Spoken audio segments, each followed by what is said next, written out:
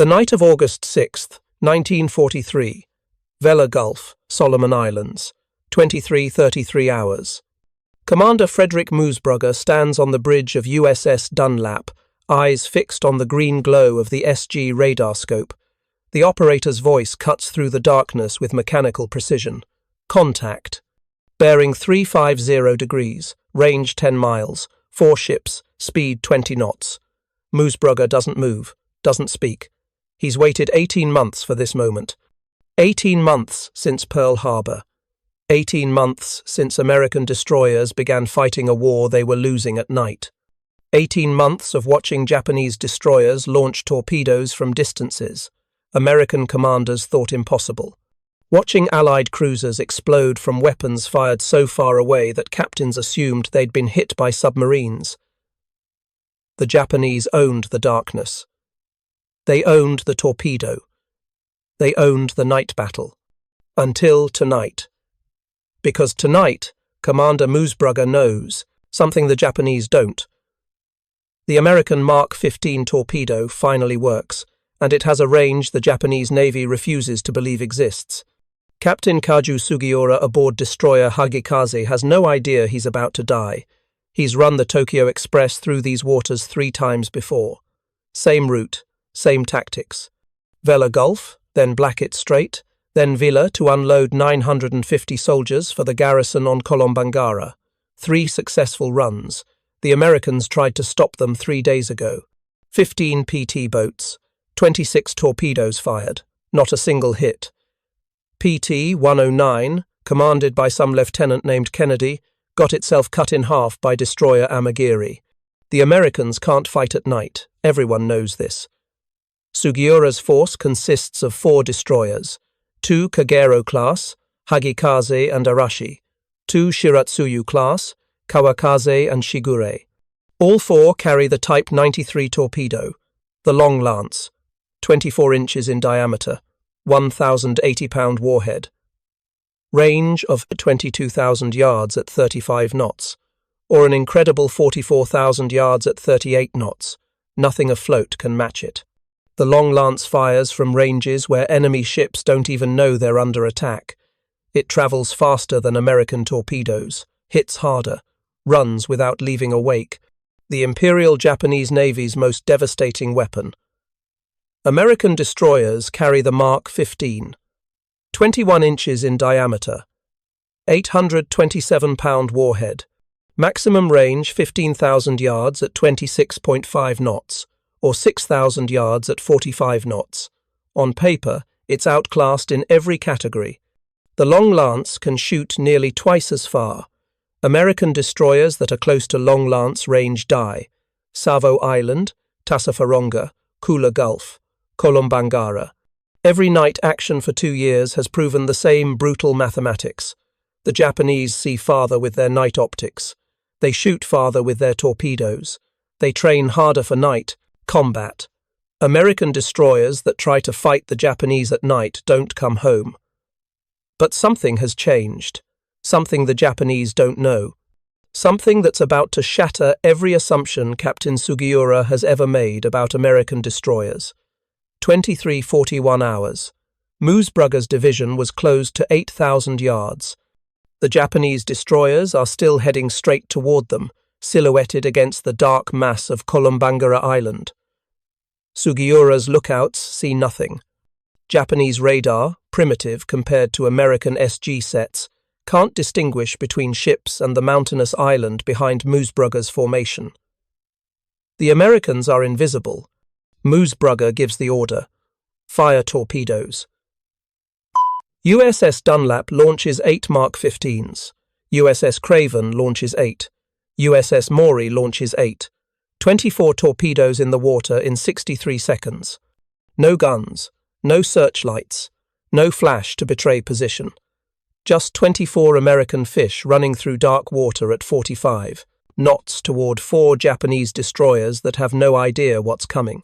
If you're enjoying this deep dive into the story, hit the subscribe button and let us know in the comments from where in the world you are watching from today.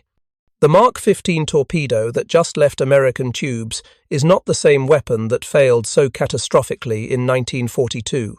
For 20 months, American submarines and destroyers fired torpedoes that ran too deep, exploded prematurely, or didn't explode at all. The Mark 6 magnetic exploder, designed to detonate beneath a ship's keel, activated too early or not at all. The contact exploder, meant to trigger on impact, crumpled against enemy hulls without detonating. And depth control mechanisms sent torpedoes running 11 feet deeper than set, passing harmlessly beneath targets.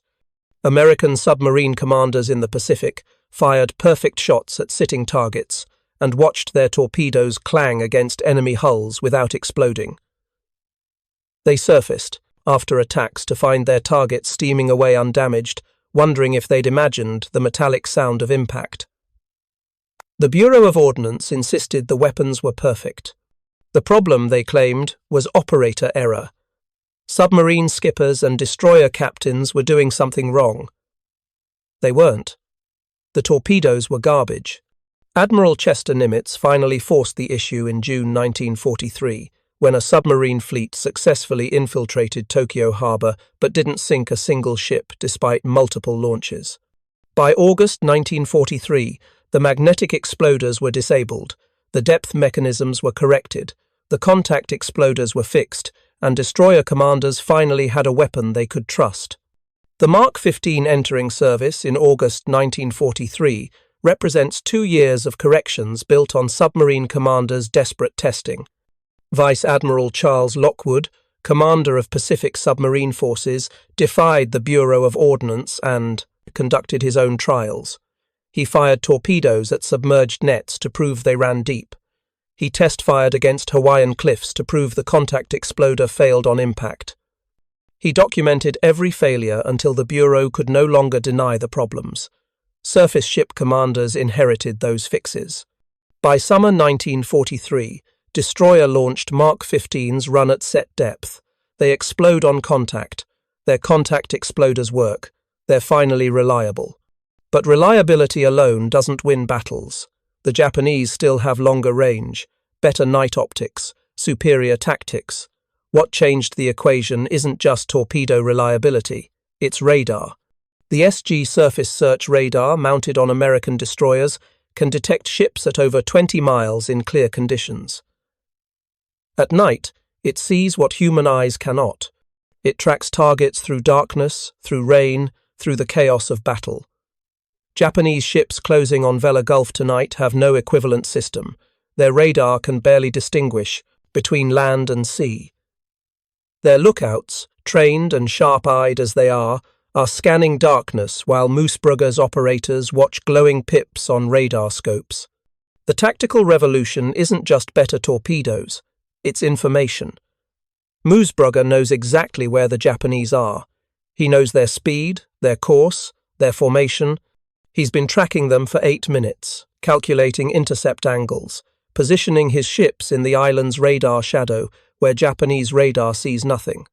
He maneuvered into perfect attack position, closed to effective torpedo range, and fired a coordinated salvo from 3 ships, while remaining completely invisible to the enemy. This is the nightmare Japanese doctrine never anticipated. The Americans fighting at night like they have eyes in the dark. 23-44 hours, 3 minutes since torpedo launch. The Mark 15s are running. Sugiura's lookouts still see nothing. The Japanese destroyers maintain course and speed, heading straight into the torpedo spread. Aboard Hagikaze, Sugiura is focused on the navigation through Blackett Strait ahead. The passage is narrow, dangerous, but they've done it 3 times before. No reason to expect trouble now. The Americans haven't contested the last 2 runs. Their PT boats failed spectacularly 3 days ago. The Tokyo Express is untouchable. Then the first torpedo hits Hagikaze amidships. The explosion tears through the destroyer's engineering spaces. Boilers rupture. Steam explodes through compartments. The ship's back breaks. Men in the engine room die instantly as superheated steam flash boils the air they're breathing. Hagikaze's speed drops from 20 knots to 0 in seconds. She's dead in the water, listing, fires erupting from her ruptured hull. 2 seconds later, Arashi takes a torpedo to her forward fire room. The explosion is catastrophic. The long-lance torpedoes stored in her tubes cook off from the heat. Secondary explosions rip through the destroyer's bow. She starts sinking immediately, bow first, pulling men into the water as she goes down. Kawakaze takes a torpedo in her forward magazine. The explosion of stored ammunition is apocalyptic. The destroyer's entire bow section disintegrates. A column of flame shoots 300 feet into the night sky. Debris rains down across half a mile of ocean. Kawakaze rolls over and begins to sink stern first, her remaining crew scrambling toward lifeboats that no longer exist. Shigure, the fourth destroyer, is hit by a torpedo that fails to detonate. The weapon punches through her rudder, damaging steering but not exploding. It's the only dud in the entire salvo. Shigure's captain orders emergency turns, trying to evade what he thinks is a submarine attack. He has no idea the destroyers that killed his squadron are even present. 24 torpedoes fired. 4 hits that explode. 1 hit that doesn't. In less than 60 seconds, 3 Japanese destroyers are burning wrecks sinking into Vella Gulf. 1,800 men and 950 soldiers aboard those 4 ships. Only 300 will survive. Most die in the initial explosions. The rest drown in darkness, swimming through oil-slicked water, while American destroyers vanish back into the night without ever firing their guns. Commander Roger Simpson's division, USS Lang, Sterrett, and Stack, now closes from the opposite direction. They open fire with 5-inch guns and additional torpedoes. The burning Japanese destroyers light up the night. American gunners don't miss.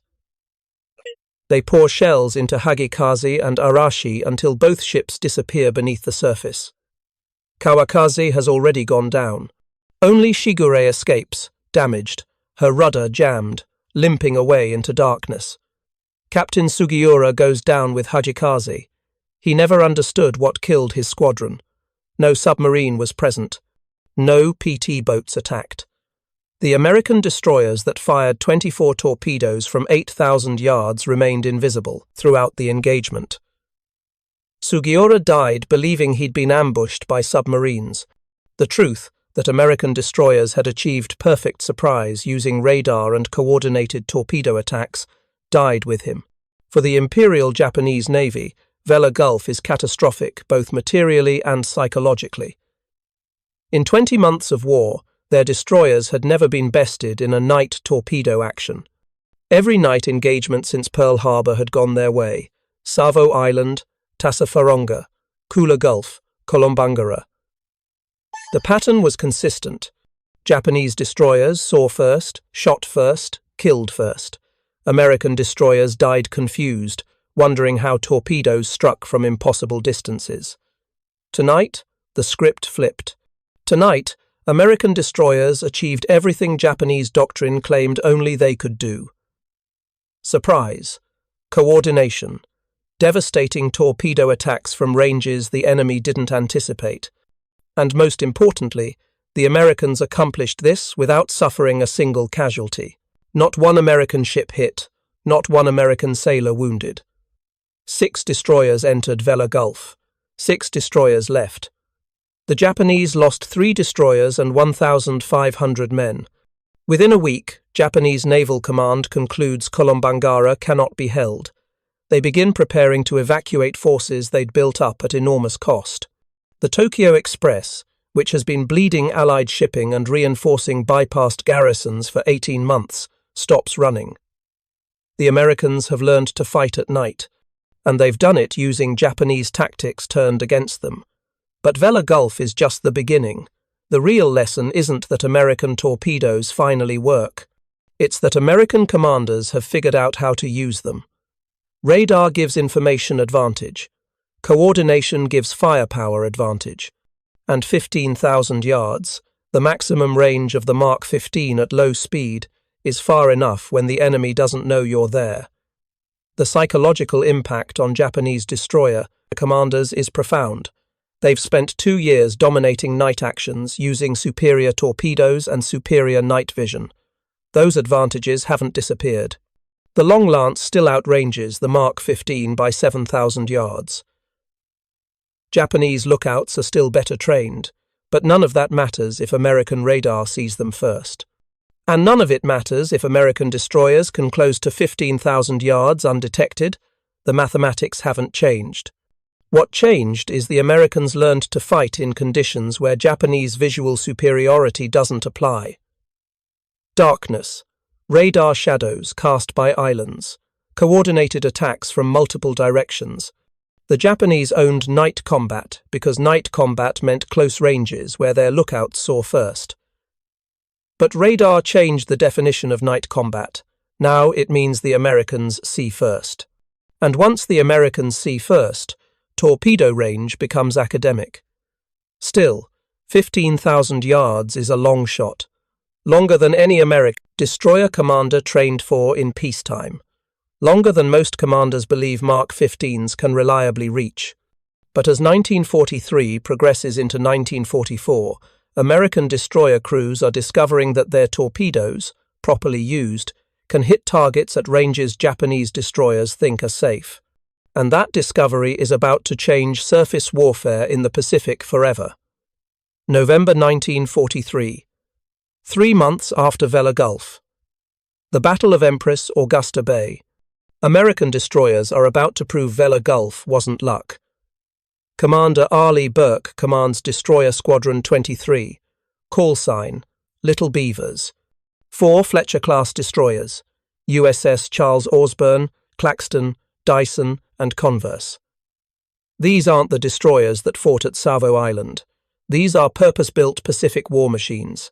5 single 5-inch 38 caliber guns, 10 21-inch torpedo tubes, SG surface search radar, fire control radar, and crews that have drilled night torpedo attacks until they can execute them in their sleep. Burke's doctrine is simple. Use radar to see first, close to 15,000 yards undetected, fire torpedoes, then withdraw before the enemy knows what happened. No gun duels unless absolutely necessary. Torpedoes first. Always torpedoes first. The Mark 15, running at low speed for maximum range, gives American destroyers a 15,000-yard death radius that Japanese commanders still don't believe exists. The Japanese naval force approaching Empress Augusta Bay is substantial. 5 cruisers, 6 destroyers. Their mission is to bombard American positions on Bougainville and disrupt the marine landing operations. They expect opposition, but they're confident. Japanese cruisers and destroyers have dominated every major night action of the war. American forces have radar, sure, but radar doesn't replace combat experience and superior weapons. Rear Admiral Sentaro Omori commands from heavy cruiser Myoko. His force includes heavy cruisers Haguro, light cruisers Sendai and Agano, and 6 destroyers including Shigure, the sole survivor of Vella Gulf. If anyone in Omori's force should understand what American destroyers can now do, it's Shigure's crew. But even they don't fully comprehend what happened 3 months ago. They reported a submarine attack, not destroyers, not torpedoes fired from 8,000 yards. The institutional learning that should have occurred after Vella Gulf never happened because survivors didn't understand what killed them. 01:46 hours, November 2nd. Burke's Little Beavers make radar contact at 31,000 yards. Omori's force has no idea American destroyers are present. Burke maneuvers his squadron into the radar shadow of Bougainville's mountains, invisible to Japanese radar, tracking the enemy formation as it approaches. He's calculating range, speed, intercept angles. He's done this 50 times in training. Now he's doing it for real. 02:27 hours. Range drops to 16,000 yards. Burke orders torpedo launch. All 4 destroyers fire simultaneously. 40 Mark 15s enter the water. No searchlights. No gun flashes.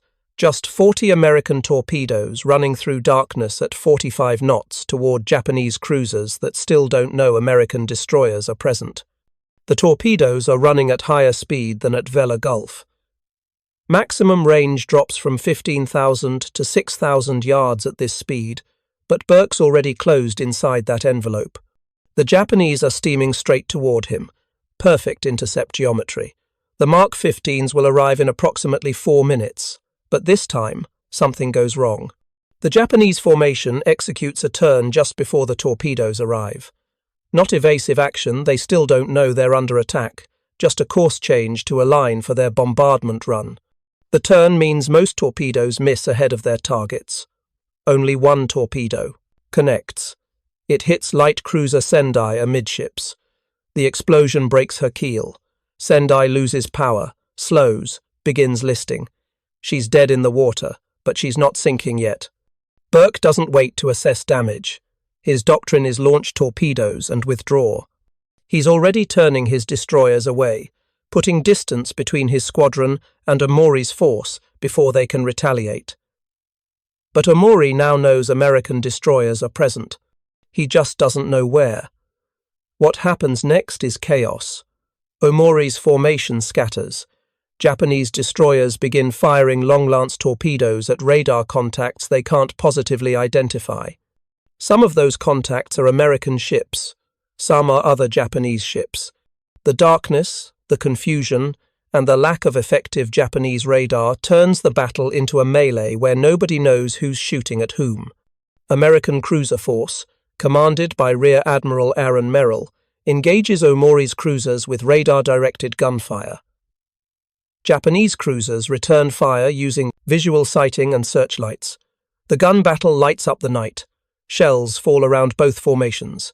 But the Japanese are fighting the battle they trained for close-range night gun action, while American forces are fighting using radar fire control from distances where Japanese optical rangefinders struggle. Burke's Little Beavers, meanwhile, have reloaded torpedoes and are maneuvering for a second attack, 03:15 hours. Burke's destroyers close again, this time targeting the damaged Sendai, another coordinated torpedo salvo. This time the geometry is perfect. Multiple torpedoes hit. Sendai explodes and sinks within minutes, taking most of her crew with her. The battle continues for another hour. Japanese destroyer Hatsukaze, attempting to launch torpedoes at American cruisers, takes multiple 5-inch shells from Burke's destroyers and sinks. American destroyer Foote loses her stern to a long-lance hit but survives. American light cruiser Denver takes a torpedo hit but makes it back to port. When dawn breaks, the Japanese force retreats. They've lost light cruiser Sendai and destroyer Hatsukaze. Their bombardment mission failed. The Marines on Bougainville are safe, but the tactical lessons are contradictory. American torpedoes worked again, but not perfectly. 40 torpedoes fired in the first salvo produced 1 hit. That's a 2.5% hit rate. At Vela Gulf, 24 torpedoes produced 4 hits, a 16.7% hit rate. What changed? Target geometry. At Vela Gulf, the Japanese were sailing straight toward Moosbrugger's destroyers. At Empress Augusta Bay, the Japanese turned just as the torpedoes arrived. The Mark 15 at high speed is devastating at close range, but gives targets no time to maneuver. The Mark 15 at low speed reaches 15,000 yards, but takes longer to arrive, giving targets time to unknowingly evade just by changing course. American commanders are learning that torpedo attacks require perfect geometry and timing. Radar gives them the information to set up those attacks, but execution still requires precision. What terrifies Japanese commanders about Empress Augusta Bay isn't the torpedo hits, it's the invisibility. Again, American destroyers launched torpedoes from ranges and positions where Japanese lookouts saw nothing. Again, the first indication of American presence was torpedoes hitting ships. The Americans are fighting like submarines. They appear, they strike, they vanish. Japanese destroyer doctrine, built on visual sighting and aggressive close-range action, has no counter to enemies they can't see. By late 1943, Japanese Naval Command issues new standing orders. Destroyers operating in Solomon Islands waters must assume American destroyers are present and tracking them even when radar and lookouts detect nothing. They must execute random course changes every few minutes to throw off potential torpedo solutions. They must treat every night transit as a combat situation. These orders are an admission of doctrinal failure. The Imperial Japanese Navy spent decades perfecting night combat tactics. They built the best night optics in the world. They created the Long Lance, the deadliest torpedo afloat. They trained destroyer crews until night action was second nature. And now, they're telling those crews to assume they're being tracked by enemies they cannot see and must evade weapons they cannot detect. The psychological effect is corrosive. Japanese destroyer crews enter every night action knowing they might die without ever seeing who killed them. That knowledge breeds caution, and caution, in night combat, is fatal. The aggressive tactics that won at Salvo Island and Tassafaronga require absolute confidence. Confidence that you see first, shoot first, kill first. But that confidence is gone. American radar took it. Still, the Long Lance remains a superior weapon. Its range advantage is real. If Japanese destroyers detect American destroyers before the Americans launch torpedoes, the Japanese still win. 22,000 yards versus 15,000 yards. That 7,000-yard gap is life or death. Japanese tactical doctrine adjusts to emphasize early detection and immediate Long Lance launches at maximum range. If they can't see American destroyers visually, they'll fire torpedoes based on radar contacts, even uncertain ones. Saturate the water with Long Lances and hope something connects. This doctrine leads to massive torpedo expenditures and few hits. Long Lances fired at uncertain radar contacts in darkness mostly miss, but occasionally they connect. In November 1943, destroyer USS Cooper takes a Long Lance hit while operating near Cape St. George. The torpedo strike breaks her in half. She sinks in less than a minute. 191 men die. The survivors report never seeing the destroyer that killed them. The Japanese, attacking from maximum range based on radar contact, vanished into darkness after launching. Cooper's loss proves Japanese doctrine still works if they detect Americans first. But if is doing a lot of work. American radar is simply better. SG sets can track targets at 20+ miles. Japanese radar struggles past 10 miles and can't distinguish ships from land returns. The mathematics favor Americans. Detect at 20 miles, close to 15,000 yards, while remaining in island radar shadows. Launch torpedoes. Withdraw. Japanese destroyers doing the same thing detect later, close slower, and find themselves under attack before achieving firing position. By early 1944, the balance has shifted decisively. American destroyers are hunting Japanese destroyers. The Tokyo Express has stopped running. Isolated Japanese garrisons throughout the Solomons are being starved out because destroyer runs are too costly. Every night, transit risks ambush by American destroyers that see without being seen. February 1944. Truk Lagoon. The Japanese Navy's main forward base in the Central Pacific. Admiral Raymond Spruance launches Operation Hailstone, a carrier raid designed to cripple Japanese naval power. The raid is devastatingly successful. American carrier aircraft sink over 40 ships in 2 days. But the most significant action happens at night, when American surface forces intercept Japanese ships attempting to escape. Destroyer USS Stembel, operating with a cruiser force, makes radar contact on fleeing Japanese destroyer Maikaze. Range, 18,000 yards. Too far for reliable Mark 15 shots, but Stembel's captain decides to try anyway. He fires 8 torpedoes set for maximum range and low speed. The geometry is perfect. Maikaze is running straight away, unaware she's being tracked. 6 minutes later, Maikaze explodes. 1 torpedo hit. The Japanese destroyer breaks apart and sinks. Her crew never knew American destroyers were present. The torpedoes came from beyond Long Lance range. 18,000 yards. Theoretically impossible for a Mark 15, but radar tracking and perfect geometry made it work. That single torpedo hit represents the evolution of American destroyer doctrine. Commanders are no longer treating 15,000 yards as maximum range. They're learning that in perfect conditions, straight target geometry, accurate radar tracking, calm seas, the Mark 15 can reach 18,000 yards, maybe farther. The weapon's theoretical maximum range at low speed is listed as 15,000 yards, but that's based on peacetime testing. In combat, with properly maintained torpedoes and optimal conditions, crews are discovering the Mark 15 can overperform. This discovery changes targeting doctrine. American destroyer captains start taking shots at ranges they previously considered futile. Not every shot connects. Most don't. But enough do that Japanese destroyers can no longer assume they're safe at 16,000 yards. The Americans might shoot from 18,000, maybe 20,000. The uncertainty is paralyzing. Japanese destroyer commanders respond by pushing long-lance attacks even farther out.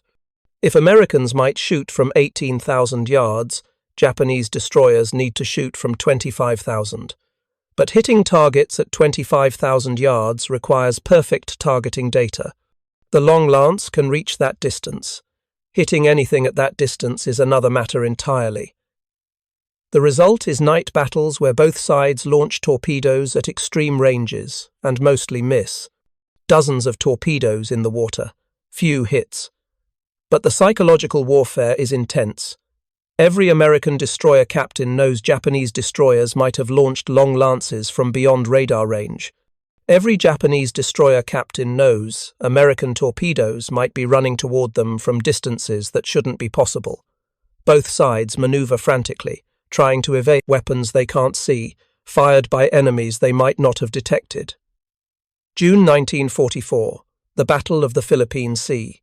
Primarily a carrier battle, but the night actions involve destroyer screens protecting both fleets.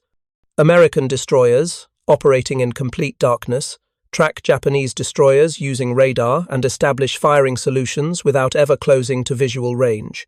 They don't fire, their mission is fleet protection, not offensive action, but the tracks prove American destroyers can maintain perfect situational awareness in conditions where Japanese destroyers are effectively blind. One American destroyer captain later writes in his action report, "Maintained radar track on Japanese destroyer force for 3 hours. Range never less than 20,000 yards. Enemy formation made multiple course changes, but never deviated from base course toward our carrier force. We could have engaged at any time with torpedoes. Japanese showed no indication they detected our presence." That report, classified at the time, circulates through American destroyer commands. The message is clear. American destroyers can track and stalk Japanese destroyers indefinitely. The Japanese can't return the favor. The night belongs to the side with better radar, and American radar is overwhelmingly superior. By mid-1944, Japanese destroyer operations have fundamentally changed. The aggressive, confident night attacks that characterized 1942 and early 1943 are gone. Japanese destroyers now operate cautiously, constantly maneuvering, firing torpedoes at any uncertain contact, withdrawing after attacks instead of pressing them home. They've ceded control of night surface combat to American forces. The Mark 15 torpedo didn't win this victory alone. American radar won it. But the Mark 15 made radar victory decisive. Information advantage means nothing without weapons that can exploit it. The SG radar tells American captains where Japanese ships are.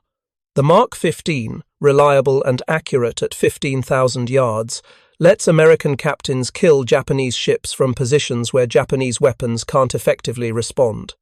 October 1944, the Battle off Samar. Part of the larger Leyte Gulf action. Japanese heavy cruisers are devastating American escort carriers when American destroyers launch a desperate torpedo attack. The destroyers are outgunned, outranged, and facing certain death. But they attack anyway. Destroyer USS Johnston charges directly at Japanese cruiser formation, firing all 10 torpedoes at ranges between 10,000 and 7,000 yards.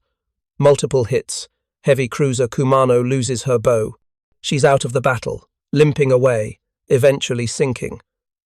Johnston doesn't survive. Japanese cruisers pound her to pieces, but her torpedo attack disrupts the entire Japanese formation and saves the carriers.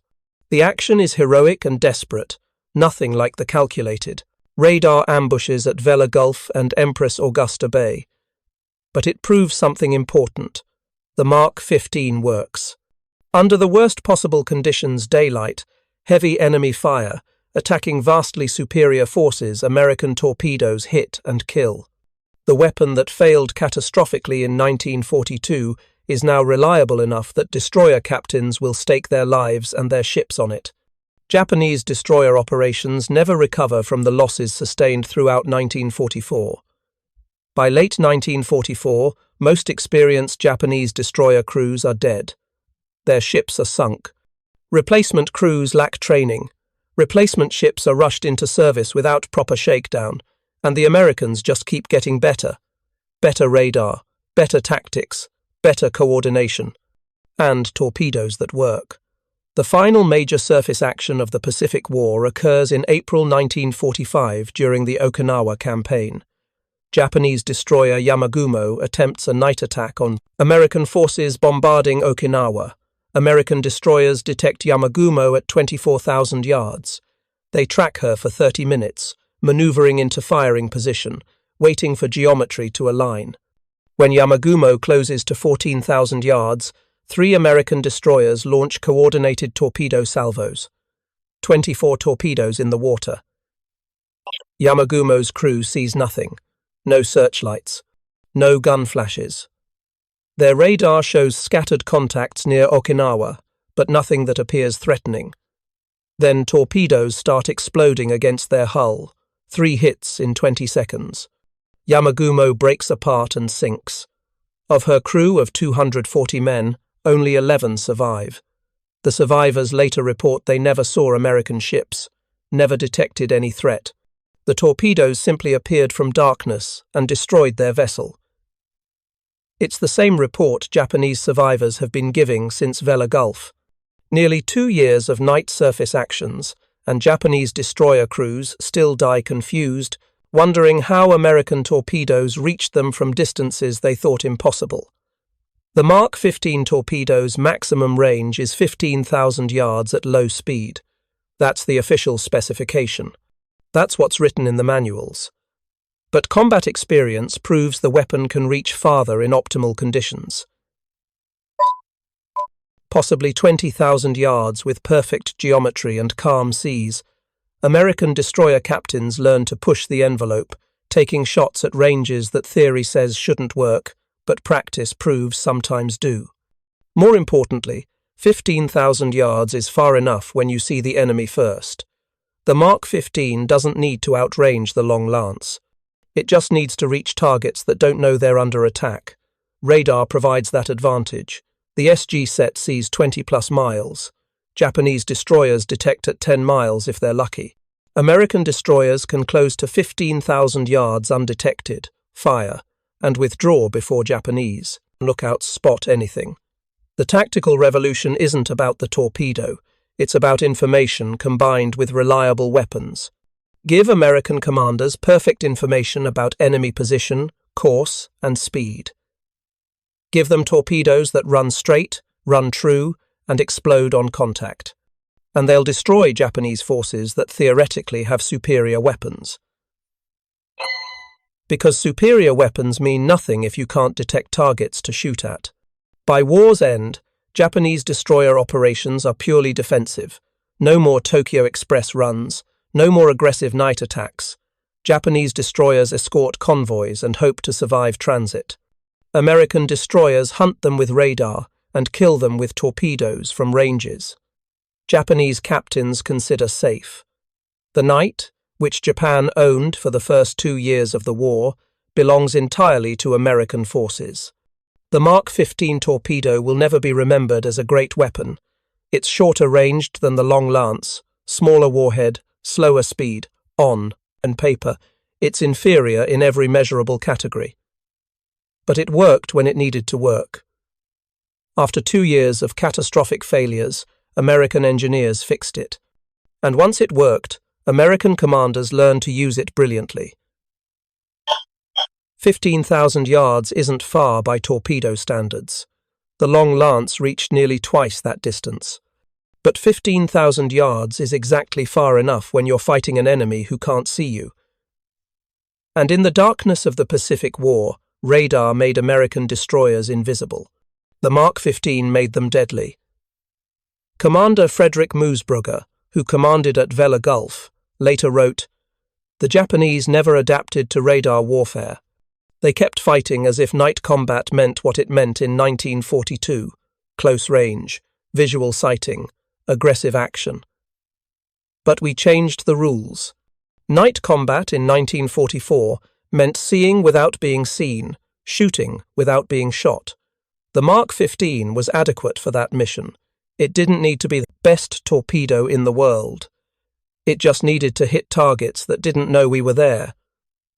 That's the legacy of the Mark 15 in destroyer combat. Not the best weapon, just good enough, at exactly the right moment, in the hands of crews who learned to use it perfectly. Japanese destroyers were stunned when Mark 15s hit from 15,000 yards away because they never believed American destroyers could achieve that kind of precision. They were wrong, and by the time they realized they were wrong, it was too late. The night belonged to radar. The kill belonged to the torpedo, and the American destroyer crews who mastered both dominated the final 2 years of the Pacific War. Thank you for watching. For more detailed historical breakdowns, check out the other videos on your screen now, and don't forget to subscribe.